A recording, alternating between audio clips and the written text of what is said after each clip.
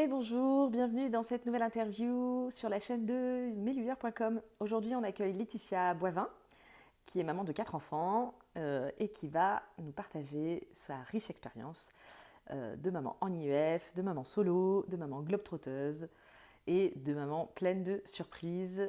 Je t'invite donc à regarder cette interview et à mettre des commentaires si tu as des questions, à liker si tu aimes et à t'abonner.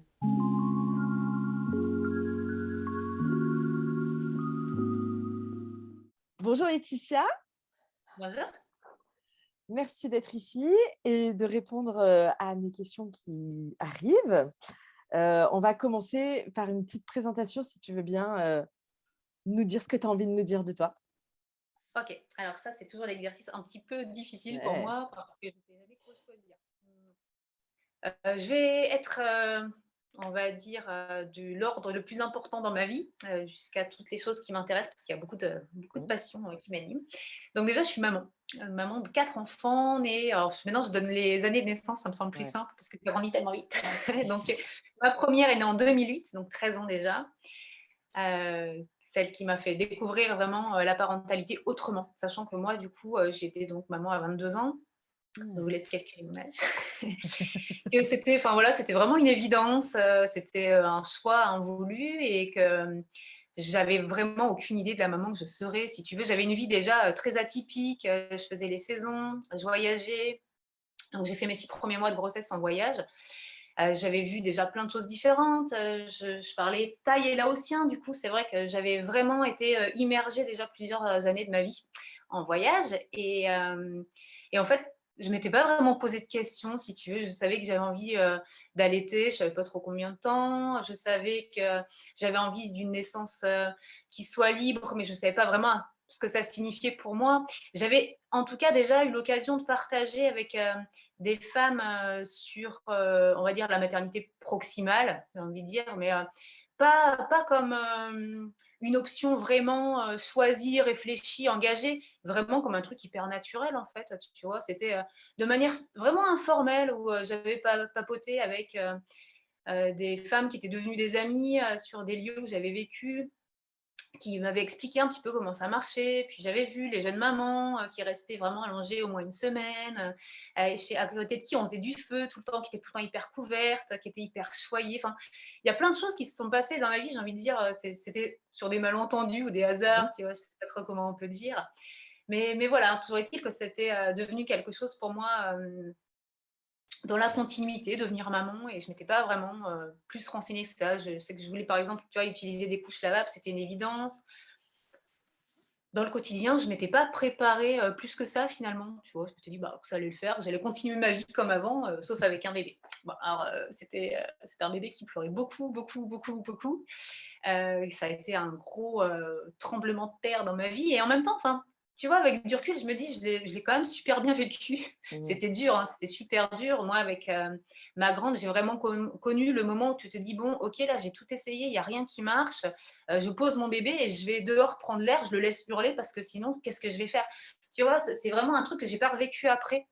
Mais c'était hyper dur et en même temps, hyper fluide et j'ai pas eu le «choix» entre guillemets, que de la porter intensivement, c'était, quelque chose d'hyper fort, d'hyper, mmh, intuitif finalement, tu vois? D'avoir tout contre moi. Mais en même temps, c'est vrai que vu qu'elle pleurait beaucoup et ben, je cherchais constamment des manières de la rassurer, et puis pour me faire du bien à moi, en fait, aussi, tu vois? Pour, qu'on puisse, répondre à ses besoins. On est vraiment je crois que à une semaine de vie, j'ai dit, à son papa: «Écoute, là, il faut à tout prix que tu ailles chercher une écharpe». Parce qu'on voulait porter, mais on n'avait pas forcément de moyens de portage, on ne savait pas trop vers quoi se tourner. Puis bon, à l'époque, il n'y avait pas grand-chose, tu vois? Nous, on n'avait pas internet, on n'avait pas Mmh. d'ordinateur.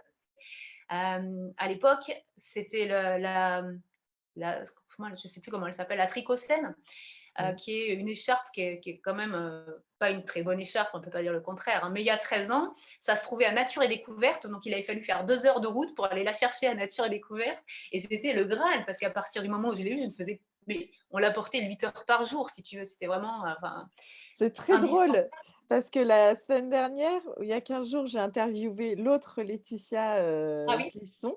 qui a dit exactement la même chose que toi, qui la seule écharpe qu'ils ont trouvée, c'était à Nature et Découverte. Ouais, ouais, c'est ça. Bah, tu vois la génération, Et c'est ça et tes grands, ils ont, 13 ou 14 ans pareil, tu vois? Donc c'est très drôle. ouais, complètement. Il y Mais a non, mais c'est beaucoup ça, d'études. enfin, remettre dans le contexte, mine de rien, tu sais, moi, du coup, je suis ravie, d'avoir les témoignages et les expériences, de mères qui sont plus expérimentées et ça, c'est vraiment quelque chose que j'ai trouvé, donc je vais continuer un peu dans mon récit, mais Mmh. auprès, des animatrices de la Let's League et dans le groupe de la Let's League parce que finalement, ben, en fait, autour de moi, j'avais pas grand monde qui avait vécu ça et puis, c'est toujours moi qu'on remettait en question. Alors d'autant plus en tant que jeune maman, quand tu as 22 ans, on dit: «Bah, ouais». Moi, le retour de voyage avait été raide parce que j'étais enceinte de 6 mois, j'avais pas fait les échographies, la clarté nucléaire, tout ça, donc l'accompagnement était vraiment difficile, compliqué parce qu'on m'avait remis en question, si tu veux, vraiment la mère que j'étais, la mère en devenir, en mode: «Bah, attendez, vous êtes juste inconsciente en fait, quoi. Vous arrivez comme ça, tranquille, avec vos gros ventres, pas les examens, alors que c'était pas du tout le ressenti qu'on m'avait renvoyé quand j'étais en voyage, tu vois, où Mmh. c'était vraiment quelque chose d'hyper naturel. Moi, je me souviens avoir été faire une échographie en Indonésie, où on me disait: «Mais vous avez quel âge?» 22 ans. «Mais tout va bien se passer» et vraiment, tu vois, mais tranquille, quoi, tu vois? Et c'est vrai, j'étais en pleine forme, en pleine santé, enfin, tu vois, il y avait tout ce côté-là où j'étais hyper sereine. Mais en France, ça avait été un peu compliqué. Et en postnatal, ça avait été vraiment, euh, ben voilà, je m'étais pas du tout préparée et je m'attendais quand même à avoir du soutien autour de moi, alors qu'en fait, je me suis retrouvée hyper seule. Alors, j'étais tellement en cocoon et puis ça prenait tellement toute mon énergie, j'étais tellement tournée vers mon bébé que je n'ai pas l'impression d'avoir souffert de cette solitude. C'est après, avec du recul, où je me dis, mais en fait, ça aurait pu être tellement différent. Enfin bref. Du coup, voilà, je découvre la parentalité, je repars en voyage aux 10 mois de ma fille, je pars de ses 10 à ses 16 mois où là, du coup, je vis un truc en immersion complète aussi dans une autre culture avec l'allaitement à la demande, même pour des plus grands, parce que c'est vrai que je m'étais dit que je voulais allaiter, je ne savais pas combien de temps. Puis quand je suis partie pour ces 10 mois, je me suis dit, bah, on continue parce que ça me semble juste logique, évident. Puis elle n'avait pas forcément trop d'attrait pour la nourriture, donc c'était quand même pratique d'avoir tout le temps ça à dispo. Et puis en fait, en voyage, bah, elle grandissait, mais là-bas, ben, tout le monde t'était, enfin tout le monde non, tous les enfants t'étaient, donc ça semblait hyper fluide. Quand Tu étais j'étais, où à ce moment-là? Tu j'ai où? fait Thaïlande, Malaisie et Laos. Toujours en Asie Et du du coup? coup, Mmh. ouais, ouais, ouais. Et du coup, ben, voilà, au Laos, on disait tout le temps Hainam. Dès qu'elle pleurait, on disait ah, Hainam, donne-lui du lait en fait. Ben, Mmh. c'est normal, tu vois, partout où tu es, tu portes. Donc en plus, ils ont un système hyper simpliste avec une écharpe pour porter. Je faisais la même chose parce que ça prenait pas de place, parce qu'il fait chaud et que du coup, c'était hyper confort. Et c'est vrai que quand tu rentrais en France, là, à ces 16 mois, ça a été la grosse douche Mmh. parce que en fait, les gens me disaient pas du tout ça. Au contraire, c'était: «Mais en fait, tu l'allaites encore? Je savais pas que c'était possible. Mais elle boit pas du lait normal maintenant?» Tu vois? En fait, si, le lait normal, c'est le mien, tu vois? Donc là, il y a eu un gros, gros décalage qui était pas évident à gérer.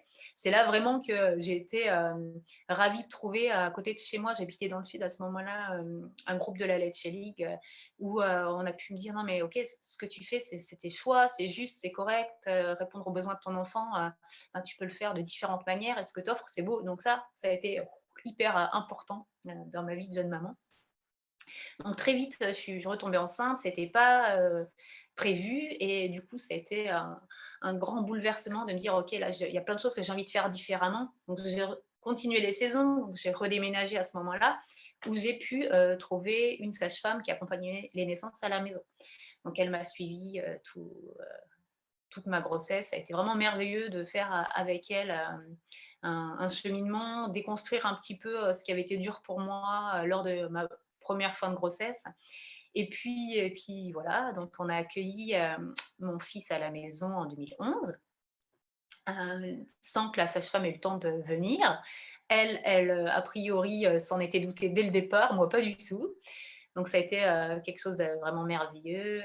Et là, ça a été tout hyper fluide, hyper naturel. L'arrivée de mon fils, ça a été juste, enfin voilà, dans la sérénité complète. Ça, c'était un bébé du coup, ben, que j'ai continué à materner, de manière vraiment, très spontanée et sans qu'il y ait, vraiment «le besoin» entre guillemets, tu vois? C'était pas comme, ma première où c'était une nécessité. Mmh. Là, c'était vraiment, ben, juste une continuité, OK, bébé tout le temps porté. Bon après c'était facilitant, on vivait en camion à ce moment-là, et comme, ma grande avait 2 ans, que je lui courais après tout le temps, si tu veux, les chars, je sais pas comment j'aurais fait sans. Mais toujours est-il que voilà, c'était un bébé, juste, voilà, hyper, serein, c'était hyper cool.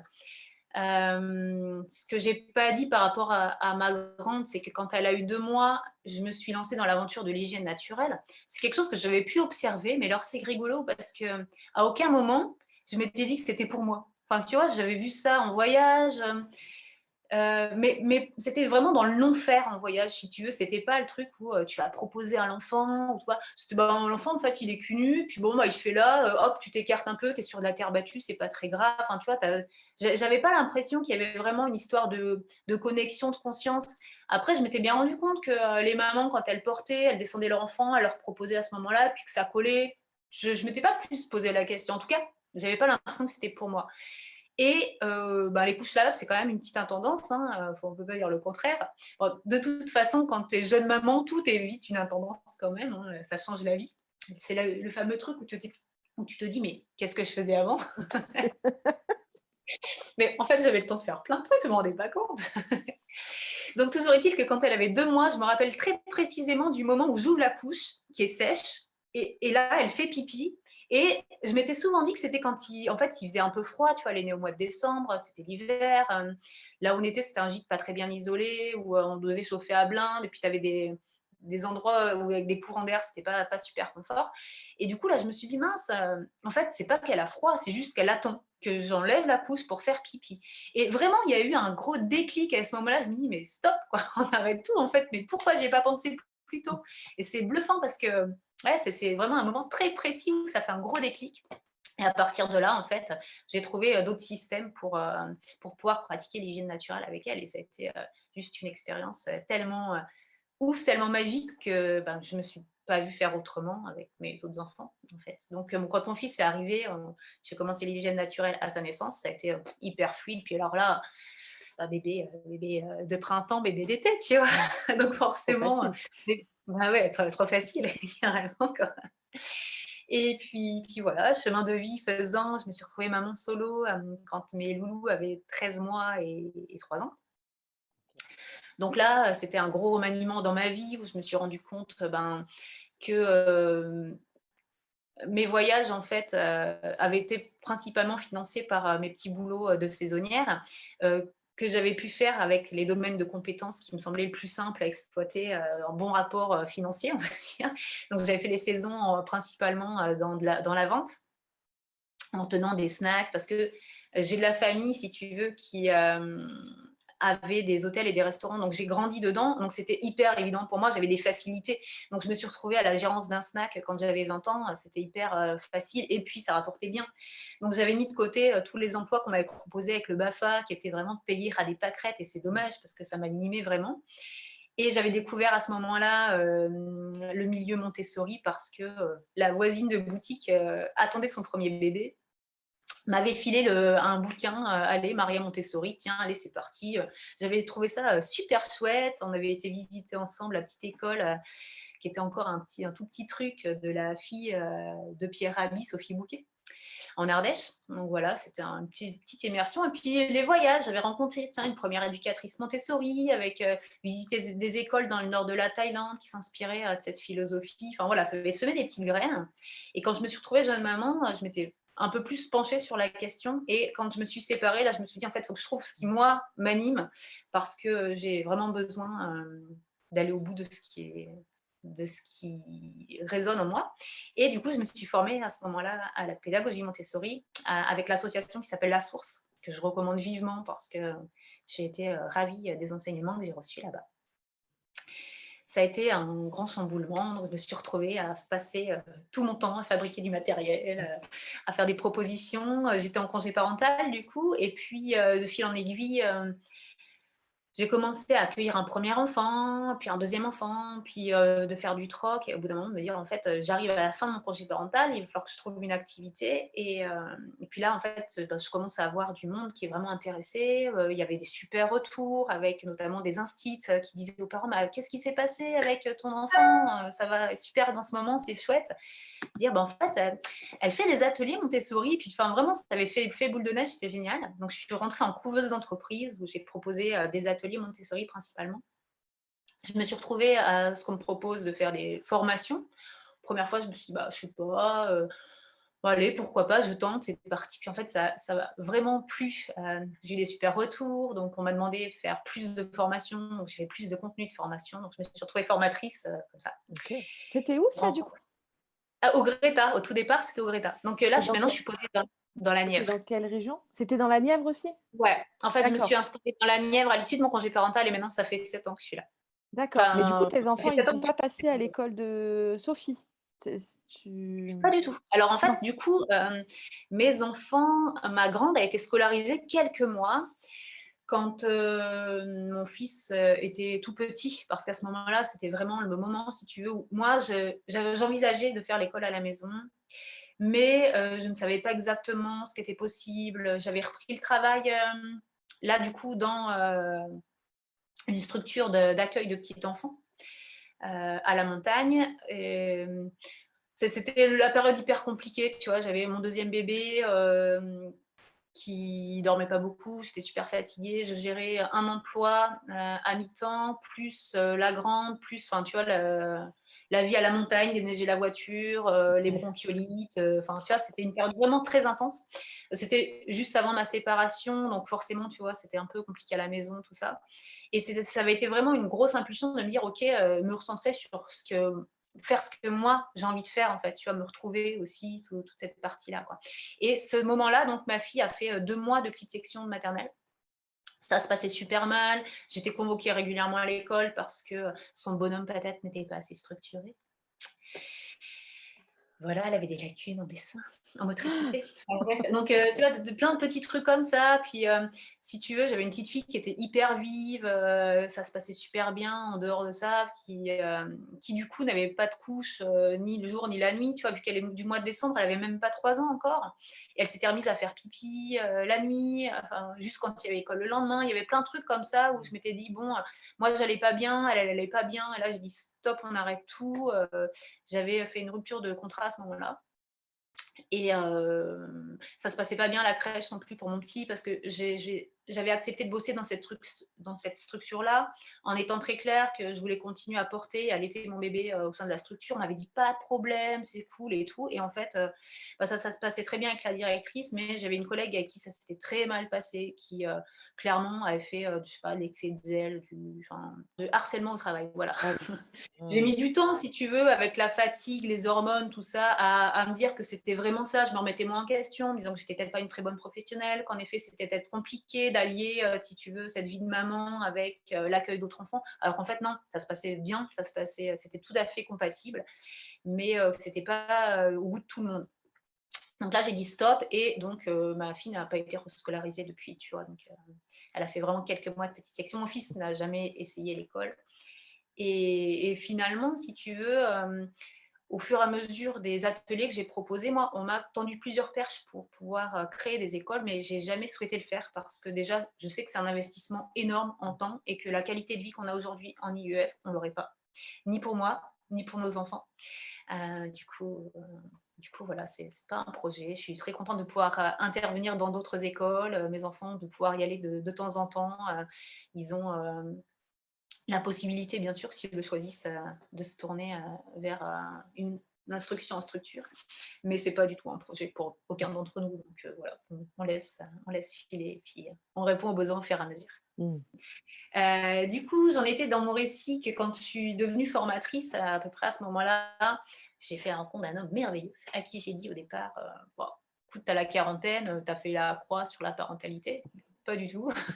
Alors c'était un gros, gros chamboulement pour moi parce que quand je me suis, séparée à 26 ans, avec 2 enfants en bas âge, je me suis dit: «OK, et ben, je tourne un chapitre de ma vie». Tu vois? Vraiment, c'était vraiment, voilà, c'est la maternité, les jeunes bébés, tout ça, c'est vraiment quelque chose que je mets de côté et ça avait été hyper dur de faire le deuil de la maternité pour moi. Ben, finalement, tu vois, Mmh. j'ai, accueilli une petite merveille, en 2018 et une autre en 2021. Comme quoi, voilà, ça veut pas dire. C'était pas Mais c'est fini. vrai que j'ai non, c'était pas fini, mais c'est vrai que voilà, difficile de se projeter, donc c'est pas forcément, bah, voilà, les surprises de la vie, les aléas, ce qui va, ce qui vient, c'est beau d'accueillir, et puis de laisser voir. On n'imagine pas forcément, ce qu'on va vivre et puis c'est chouette. Du coup, j'ai ma troisième fille qui est arrivée en 2018 à la maison. Donc là, c'était, choisi, hein. Quand on a vécu, je pense, une naissance à la maison, il est assez difficile d'envisager d'aller en structure, hein, pour le coup. Donc là, c'était hyper naturel. C'était le 1er enfant de mon compagnon qui m'a vraiment fait confiance. Il savait que j'avais déjà vécu, il savait aussi que j'étais un peu en mode, sans concession, tu vois? Et du coup, pour moi, c'était hyper important. Du coup, et c'est pas du tout un choix qu'il a remis en question. J'ai jamais eu besoin de le convaincre. C'était hyper évident pour lui. Et puis, je l'avais un peu briefé, si tu veux, pour ce que ça représentait pour moi, la parentalité. Il savait vraiment que j'avais des grandes lignes directives sur lesquelles je ne transigerais pas. Tu vois, que pour moi, le cododo, c'était une évidence, l'allaitement long, c'était une évidence, que le portage, aussi bien que après l'instruction en famille, si tu veux, que c'était des trucs qui me tenaient vraiment à cœur, qui faisaient partie de mon identité de maman. Et puis que bien sûr, c'est des choses, si tu veux, c'est des valeurs auxquelles je suis accrochée, que j'ai envie de pouvoir toujours remettre en question si à un moment donné, elles ne me conviennent plus. Mais concrètement, c'est des choses pour lesquelles je suis tellement convaincue que j'ai du mal à imaginer passer à côté de ça. Donc voilà, ça a été de nouveau un bébé très intense, qui a eu besoin d'être porté beaucoup, où là, j'étais ravie d'avoir du relais que je n'avais jamais connu pour mes grands, parce que ça, je ne le précise pas, mais mes grands, j'avais pas de relais, en fait. Alors que là, bah, du coup, c'est un papa très présent, qui est un papa qui porte beaucoup, encore maintenant, et qui a vraiment passé, voilà, des heures, à la bercer, à la réassurer. On a vraiment une répartition des rôles qui est, hyper fluide à la maison et ça, c'est chouette. Et donc, j'avais envie de continuer à grandir la famille, ce qu'on a eu la chance de faire en 2021 avec, pareil, encore une petite fille qu'on a accueillie, comme sa grande sœur en naissance libre à la maison, c'est-à-dire avec aucune assistance. Pour elle, on n'a même pas fait toutes les échographies, on a dû faire les 2 premières. Pour moi, la 1re échographie, c'était quelque chose d'assez important parce que, j'avais, vécu, une fausse couche gémellaire, entre mes 2 grands et mes 2 plus jeunes. Du coup, le début de grossesse, c'était assez angoissant pour moi et j'avais été contente, d'être rassurée. Par contre, je ressentais plus du tout le besoin, passé la mi-grossesse, plus du tout le besoin, puis c'était pas forcément un moment agréable, l'échographie, tout, donc j'avais été, jusqu'au bout de me dire: «OK, ben, en fait, je ressens pas le besoin d'examen, je suis sereine et puis j'accueille comme ça» et puis c'était des belles naissances comme ça. Mmh. Voilà, je crois que je t'ai fait un petit historique donc de la Ouais, partie super. maman. Ça va Mmh. faire une longue présentation du coup, mince. Bah, c'est bien, tu as dit plein de choses dedans. Mais il y a des petits aspects qu'on va pouvoir approfondir. Je vais mettre, dans le lien de la vidéo, enfin dans la vidéo, le lien vers ton podcast, OK, dans lequel tu rentres un peu plus dans les détails de tes accouchements. ouais, Donc je propose qu'on ne les détaille pas ici puisque tu ouais, l'as bien déjà fait et comme ça on peut creuser, d'autres aspects et donc tu as déjà plutôt bien répondu à la question de comment tu avais découvert tout cet univers et peut-être juste, dans tout ça, qu'est-ce que tu as adoré?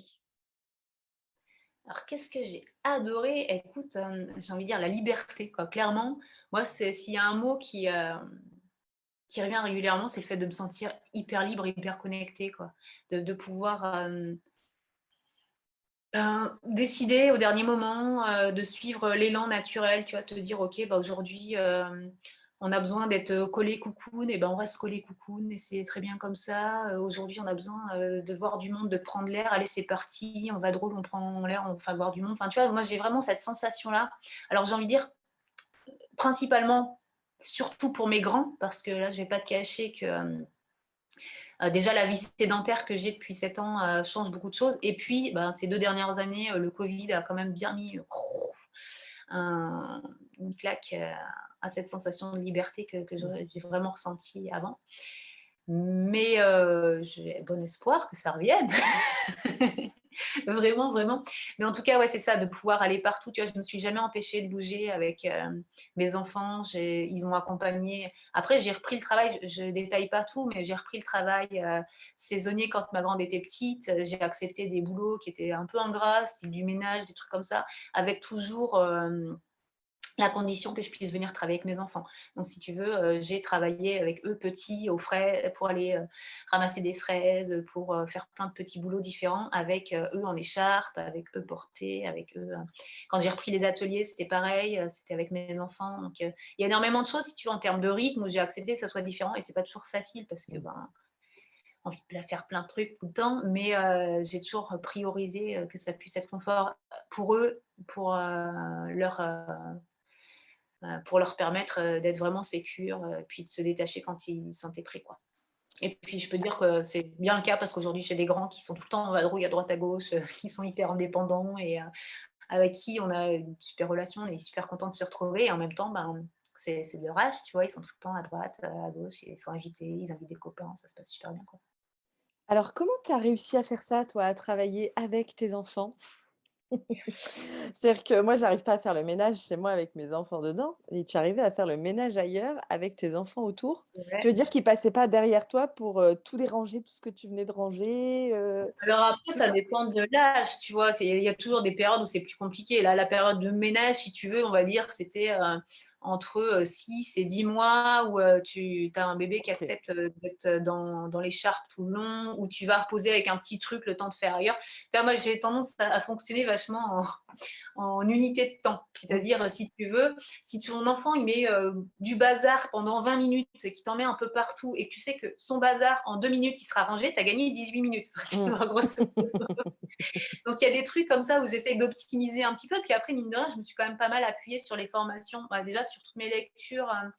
Parce que pour moi, Montessori, c'est vraiment une philosophie, si tu veux. C'est une manière de mettre un accès, c'est une manière de penser l'environnement différemment. Et c'est vrai qu'à la maison, on a une salle d'activité, on a des choses qui sont apportées où les enfants, ils ont quand même la fameuse autonomie. Alors, l'idée, c'est pas de les rendre autonomes à tout prix, mais c'est de leur permettre ben, d'avoir accès aux choses, de pouvoir eux-mêmes aller choisir leurs petits trucs, tout ça. Donc, c'est vrai que ça marche hyper bien. Ils ont un environnement qui leur permet de répondre à pas mal de besoins. Alors, bien sûr, on est présent, tu vois, mais mine de rien, ben, ça dégage du temps. Et après, ben, j'ai la chance d'avoir la possibilité de facilement fractionner mon travail. Enfin, tu vois, voilà. Je pense que c'est des compétences qu'on développe, en fait. Tu Mmh. vois, il y a vraiment le côté.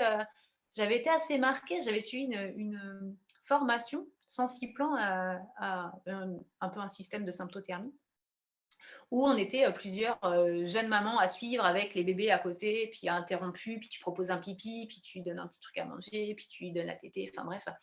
Et puis à la fin, c'était 3 jours de formation, et à la fin, il y a une jeune femme qui avait dit, ben, j'ai pas osé le dire, mais en fait, moi, ça a été hyper difficile à vivre pour moi, parce qu'on a été coupé tout le temps, interrompu tout le temps.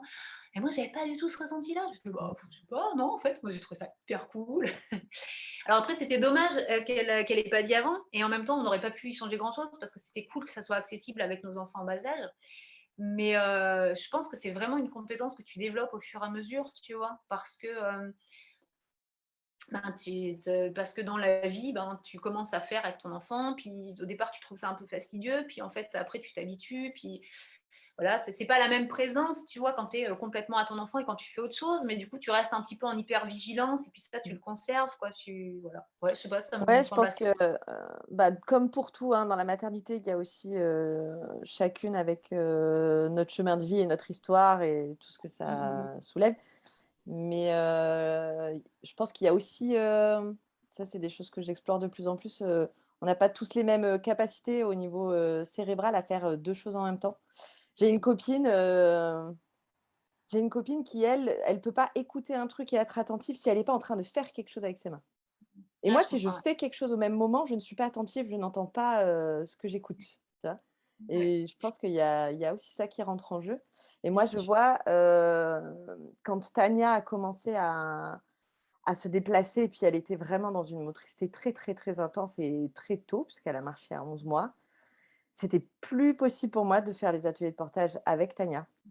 Ah oui, bien Alors sûr. que j'ai commencé, bébé, quand elle était toute bébé, elle dormait beaucoup. Je pouvais la Mmh. sortir de l'écharpe et la poser comme ça au milieu de l'atelier et ça faisait halluciner tout le monde. Elle restait là, elle restait endormie, il fallait pas la confondre avec les poupons de portage, tu vois? Mais par contre, au bout de 6 mois, enfin 9 mois, quand elle commençait à crapahuter de partout et ben, Ouais.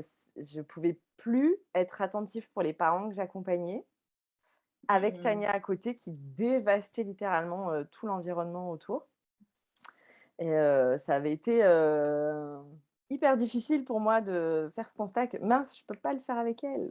Ouais. Alors du coup, tu vois, pour être plus précise dans la réponse que je t'ai apportée tout à l'heure, j'ai pas pu tout faire tout le temps Mmh. avec mes enfants à n'importe quel âge. Il y a cette partie-là vraiment, on va dire, voilà, jusqu'au 10 mois, un peu plus pour mon deuxième parce qu'il a été, moins moteur, en tout cas moins rapidement.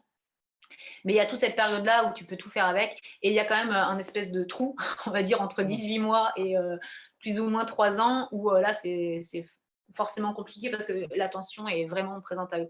Après, c'est quelque chose que moi j'ai développé quand mon fils a eu 3 ans passés, donc il était dans une autre OK. période aussi, dans un autre plan de développement et quand j'ai pu recommencer avec ma troisième enfant, mon compagnon était très présent. Vu que lui, il est musicien, c'est soit il est pas du tout à la maison, soit il est, présent et donc à ce moment-là, c'est lui qui prenait le relais pour que je puisse être dispo sur quelques heures de temps.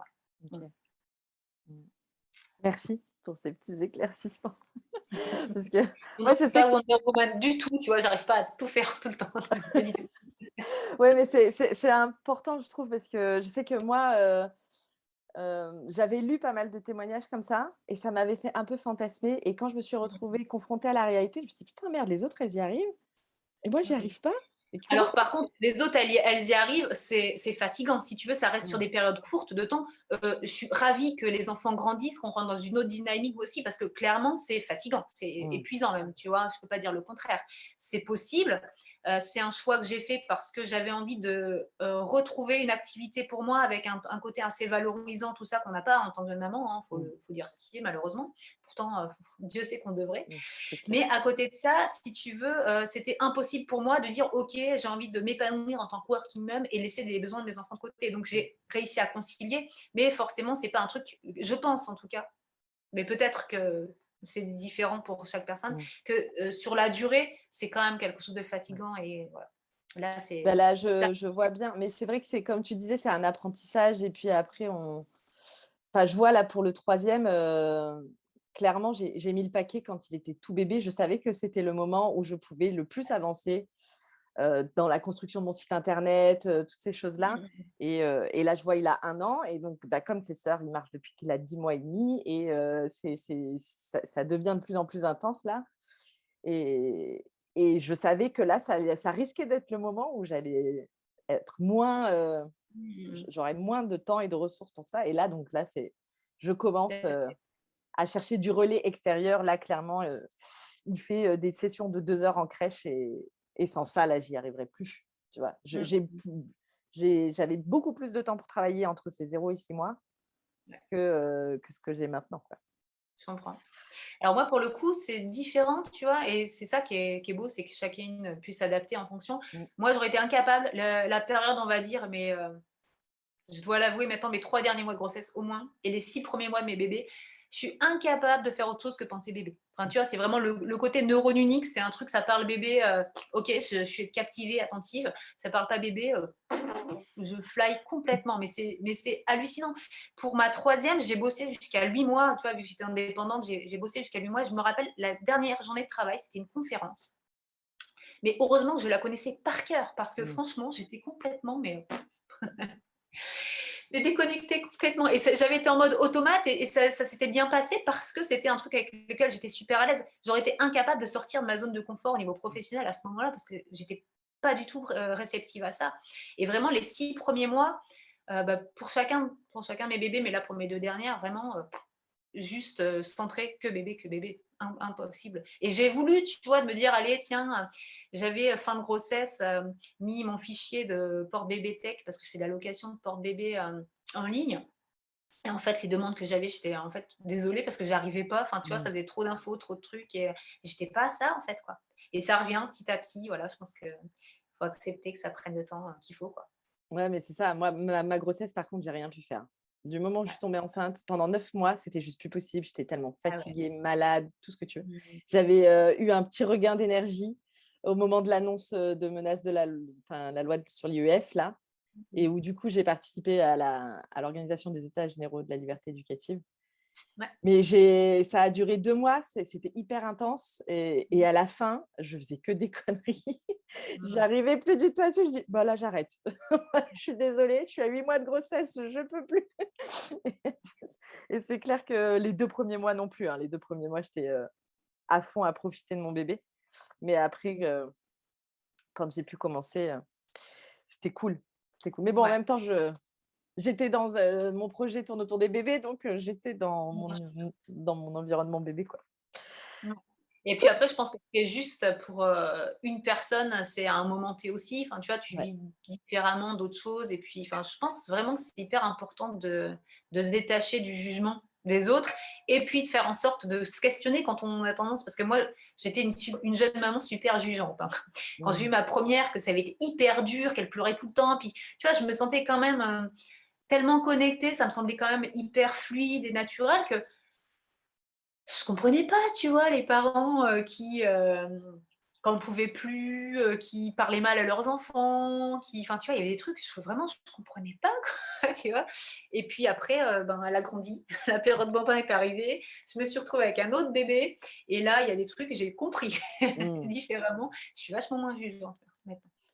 Moi, ça a été, encore plus fort, à la naissance de la deuxième. Ouais. Ouais. Là, je me suis dit: «Ah oui, quand j'en avais qu'une, il y avait plein de choses, sur lesquelles je pouvais garder le contrôle, me contenir, tout ça. Mais là, quand il y en a 2 que tu dors plus du Ah ouais. tout, tu te dis: "Ah ben voilà, je croyais qu'il y avait, le monde de ceux qui ont pas d'enfants et le monde de ceux qui ont des enfants". Mmh Et mh. puis après, j'ai réalisé qu'il y avait le monde de ceux qui avaient qu'un seul enfant et ceux qui en avaient plusieurs et que ça changeait quand même beaucoup la donne, ce Moi, truc de ça j'ai s'arrête un jamais. souvenir ouais. Moi, j'ai un souvenir que j'aime bien partager parce qu'il avait été, hyper fort à vivre pour moi. C'est, quand j'étais maman solo avec mes 2 petits loups, alors qu'ils devaient avoir, je sais plus exactement, mais, 1 an et demi et 4 ans, genre un truc comme ça, un peu plus. On allait à la piscine et tu sais, quand on est dans les vestiaires, on entend les gens qui sont à côté, mais on les voit pas. Mmh. Et du coup, il y avait une maman qui parlait, hyper mal à sa fille. Alors je sais plus exactement, ce qu'elle lui disait, mais, je me rappelle de ma fille qui était juste hyper choquée, qui dit: Mmh. «Oh, tu te rends compte, mais elle parle comme ça à sa propre fille?» Tu vois? C'était hyper, et à l'intérieur de moi, j'ai pensé un peu la même chose et là, je me suis dit: «Mais ressaisis-toi, non, en fait, c'est pas ça le truc» et tu sais, je lui ai dit: «Ben, oui, c'est vrai que c'est difficile qu'elle parle comme ça à sa fille, mais, bah, j'imagine que la grande majorité du temps, ça se passe super bien. Puis là, on ne sait pas, peut-être que c'est une journée qui est hyper difficile.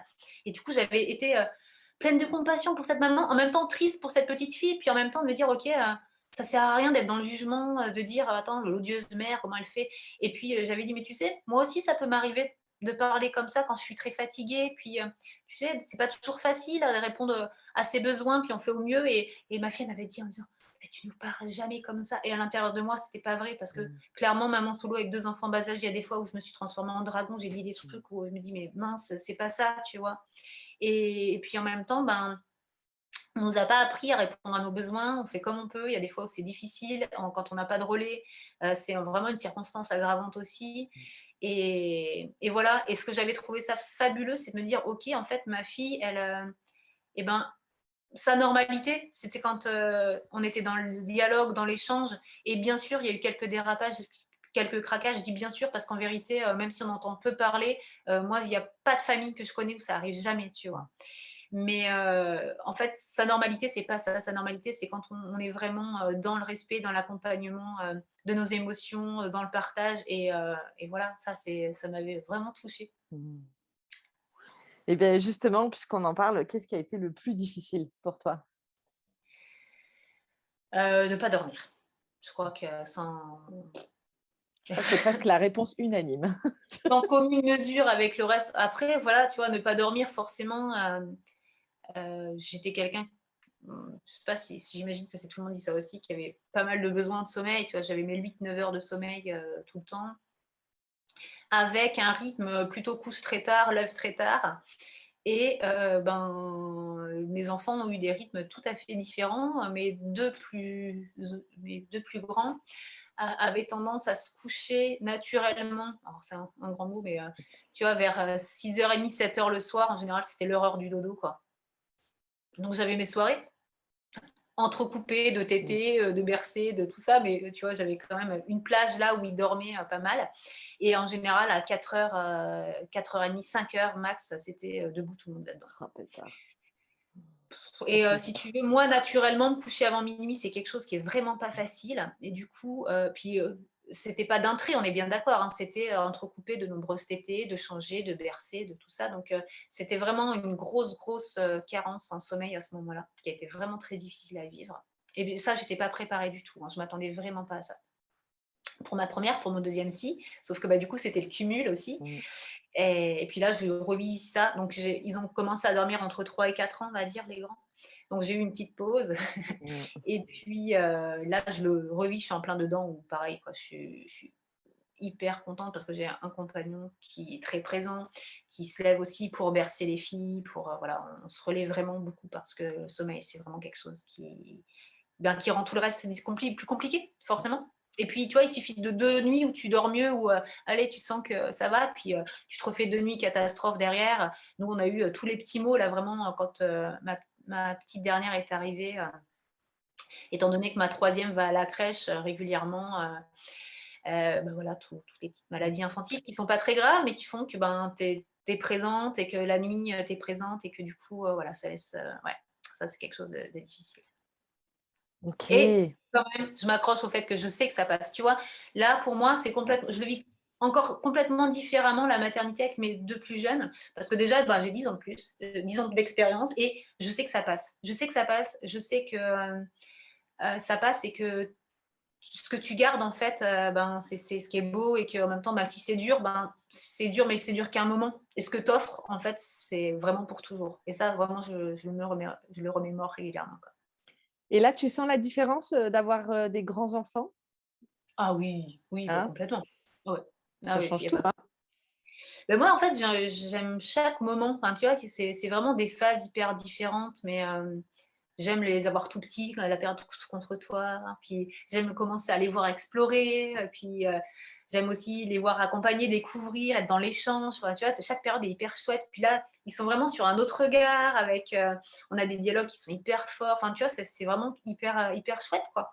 Et puis, ben, le fait de cet écart d'âge-là, tu vois, ils sont, aussi, partie prenante à la maison, on fait les choses ensemble, enfin voilà, tu vois, en plus, avec l'instruction en famille, on apprend beaucoup ensemble, voilà, ouais, non, c'est pas toujours facile, hein, je peux pas dresser un tableau idyllique où c'est tout le temps parfait. Bien sûr, il y a des prises de bec, il y a des moments où ils se fightent, enfin voilà, tu vois, il y a des choses à redire évidemment, mais dans l'ensemble, on reste hyper proches, et puis eux, ils sont présents. Enfin, tu vois, dans l'idée de la famille nombreuse aussi, souvent on me dit: «Ah dis donc, ça doit pas être facile 4 enfants à gérer». Bon, alors déjà, j'ai pas du tout l'impression d'avoir 4 enfants à gérer. Là, j'ai 4 enfants à m'accompagner, et en même temps, ben, il y a toutes les interactions qu'ils ont les uns avec les autres. Tu vois, les grands, naturellement, ils sont aussi contents de passer du temps avec les plus petites, et puis inversement, enfin, tu vois, j'ai vraiment l'impression que plus ta fratrie, elle s'agrandit, plus il va y avoir des petites connexions les uns avec les autres, et puis, voilà, c'est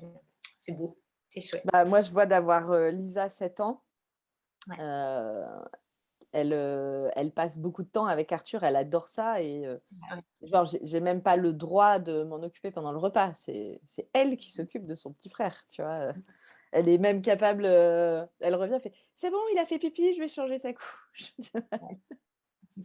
Et quand je lui ai dit: «Il faut que je trouve une nounou pour s'en occuper à la maison», «Mais non maman, tu prends pas une nounou, c'est moi la nounou». Ouais. J'adore.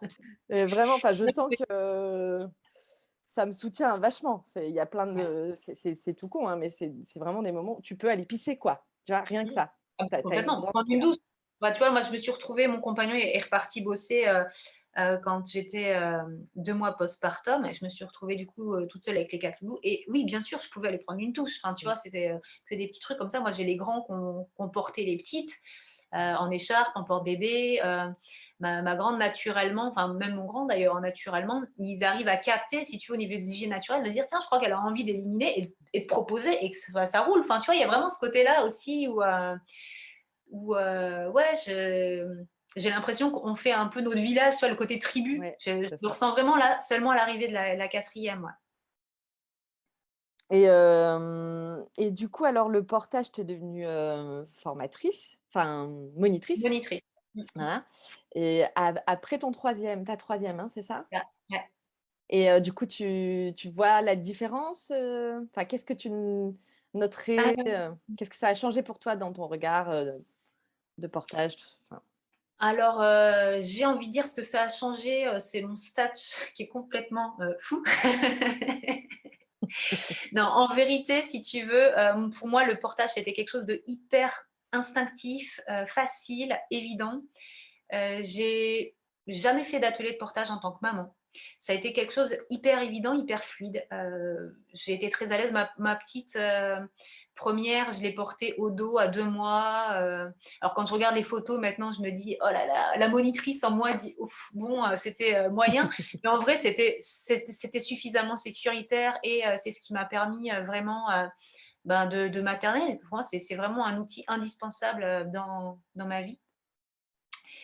Après, concrètement, si tu veux, je pense que c'est des compétences que j'ai développées au fur et à mesure au niveau du portage. Je me suis intéressée, mais je suis restée sur un portage très basique parce que finalement, tu as pas besoin d'avoir, 30 000 de nouages, 30 000 d'écharpes pour, avoir le portage qui est tout à fait fonctionnel et qui va t'apporter beaucoup au quotidien. Donc j'avais, 2 écharpes avec lesquelles je roulais, ça suffisait amplement. Forcément, quand j'ai eu ma troisième, on m'en a filé d'autres, que j'ai essayées. Je me suis dit qu'au niveau confort, il y avait des trucs qui étaient quand même, bien un niveau au-dessus et vu la fréquence à laquelle je les porte, parce que c'est vrai que, ben, mes enfants, en fait, font toutes leurs siestes, les premières années en portage parce que je sais pas, écoute, j'ai jamais eu l'élan de me dire: «Tiens», j'essaye des fois de les déposer parce que, j'ai besoin de faire un truc qui est pas pratique avec un bébé ou choses comme ça. Mais sinon, en fait, je trouve qu'ils sont tellement bien contre moi et moi, je suis tellement bien de les avoir près de moi que je vois pas l'intérêt, en fait, tout simplement, Mmh. tu vois? Du coup, alors après les années passant, j'essaye de trouver, petit à petit, une alternative, pour, pouvoir, moi retrouver un peu mon espace corporel, tu vois? Mais c'est vrai que les premiers mois, c'est pas quelque chose qui me semble, important pour moi. Du coup, avec le portage intensif, un moyen de portage qui est confortable, ça change vraiment la donne. Ça change vraiment la donne parce que, bah, mine de rien, 10 ans de plus, bah, tu sens que le corps, c'est pas le même pour les grossesses et pour le portage aussi. Mmh. J'ai une scoliose qui est très marquée, mais ça m'a jamais empêché de porter, beaucoup. Au contraire, tu vois, je pense que ça a vraiment favorisé le tonus musculaire, la reprise du tonus et tout et et du coup, concrètement, j'ai fait pas mal de formations ces dernières années autour de la périnatalité, parentalité et certaines, je ne dois pas le cacher, qui m'ont laissé des gouttes un peu de bloup, bloup, bloup, bon, ben, OK, en fait, quand tu t'intéresses depuis, 10 ans à ce milieu-là, que tu as fait beaucoup de lectures, tu as fait beaucoup d'échanges, beaucoup de partages, ben, tu accumules beaucoup de connaissances et de savoir, de manière informelle et du coup, quand tu fais des formations où, ben, tu as les 3 quarts avec lesquels tu étais déjà super à l'aise, et tu as l'impression d'avoir appris peu de choses, c'est toujours assez frustrant et ça m'a pas du tout fait cet effet-là avec la formation de portage. Moi, je me suis formée avec l'asso qui s'appelle TELP, Mmh. Transmettre ensemble le portage, notamment avec la première session qui était avec Isabelle Certelon qui a créé du coup, enfin c'est CNFPB,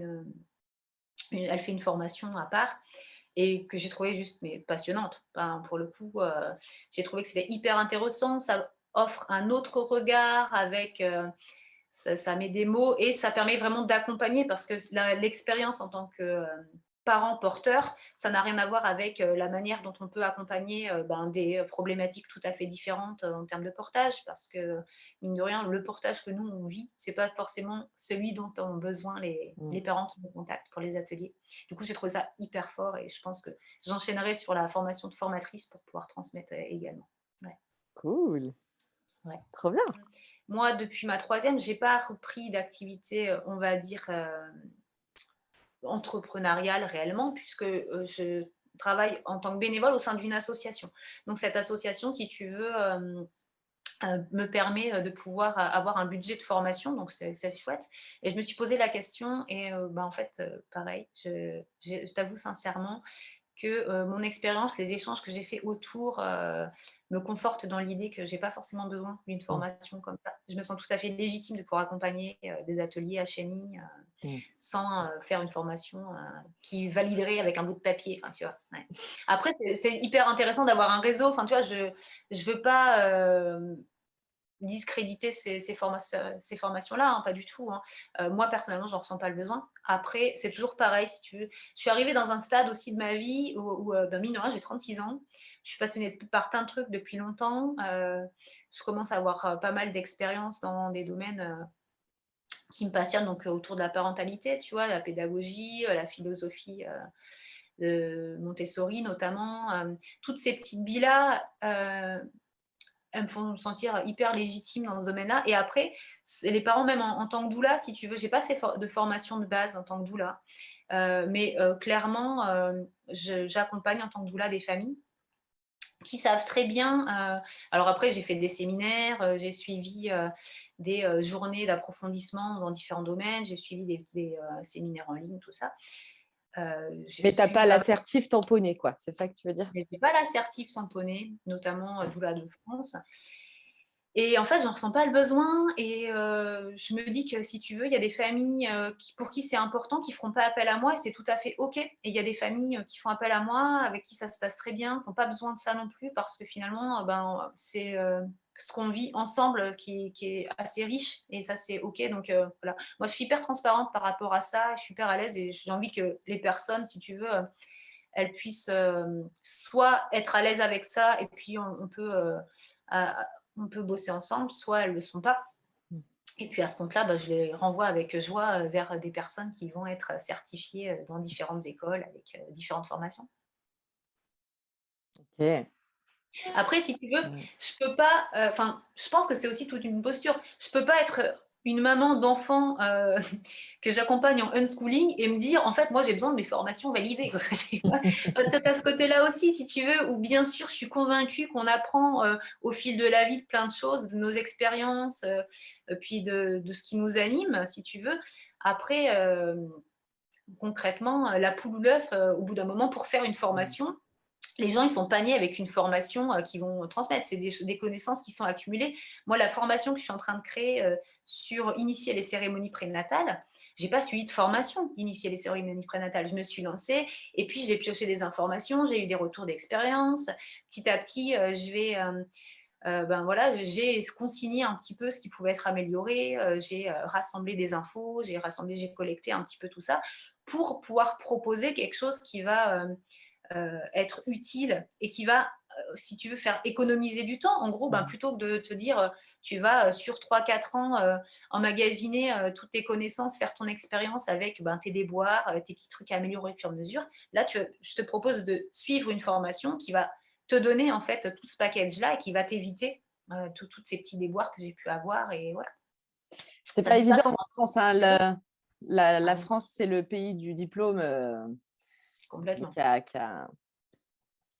le saint graal, mais je m'étais fait cette réflexion, une fois, on était, en réunion, de famille non sco et on Mmh. était, 5 ou 6 mamans, je crois, autour de la table et pendant que les enfants jouaient et en fait, les discussions, c'était, «Je rencontre telle difficulté avec ma fille. Ah ben, moi, quand j'ai vécu ça, il s'est passé ça. J'ai lu ça, tu as vu ce truc?»